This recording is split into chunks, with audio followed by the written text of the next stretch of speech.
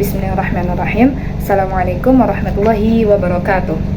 Hai, saya Nurul Hasanah dengan NIM E1C02310111 dari kelas 3C dengan prodi Pendidikan Bahasa dan Sastra Indonesia.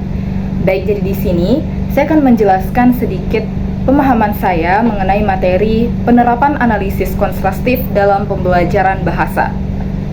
Oke, kita mulai dari apa sih analisis kontrastif itu? Jadi menurut Henry Guntur Tarigan, analisis kontrastif berupa prosedur kerja, aktivitas atau kegiatan yang mencoba untuk membandingkan struktur bahasa sumber atau B1 dengan bahasa sasaran atau B2. Hal ini dilakukan dengan tujuan untuk menemukan atau mengidentifikasi perbedaan-perbedaan di antara kedua bahasa itu. Nah, perbedaan-perbedaannya ini bisa kita lihat dari segi fonologi, morfologi, sintaksis, maupun semantik. Oke, sedikit berbeda dengan analisis kontrastif, kita akan melihat dari segi linguistik kontrastif.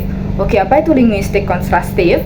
Jadi, linguistik kontrastif ini berasumsi bahwa bahasa itu dapat diperbandingkan secara sinkronik. Apa yang dimaksud dengan sinkronik? Jadi, yang dimaksud dengan sinkronik di sini adalah bahwa bahasa itu dapat ditelaah dalam segi kesejamanan atau kesewaktuan melalui data atau melalui data nyata pada saat itu. Oke, jadi teman-teman jangan salah, ternyata linguistik kontrastif itu memiliki terapan atau wilayahnya.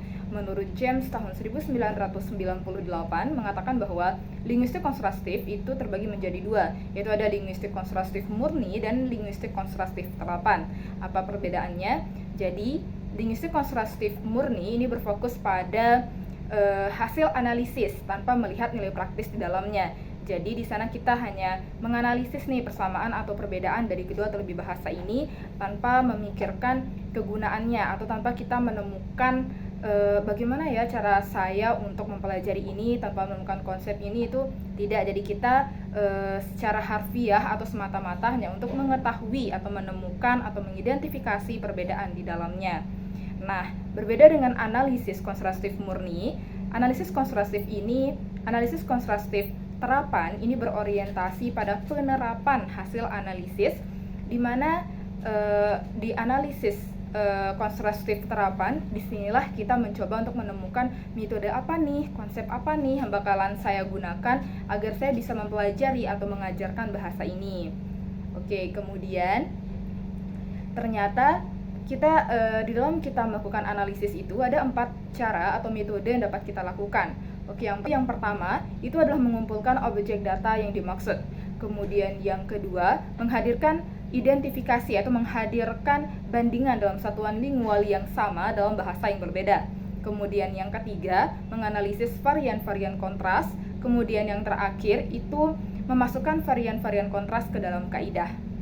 Oke, seperti itu ya. Kemudian di dalam kita menganalisis itu ada namanya kritik analisis kontrastif. Nah, di dalam kita melakukan kritik itu ternyata ada beberapa titik.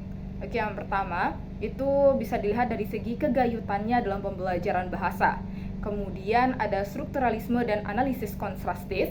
Kemudian ada kekacauan dalam teori analisis kontrastif.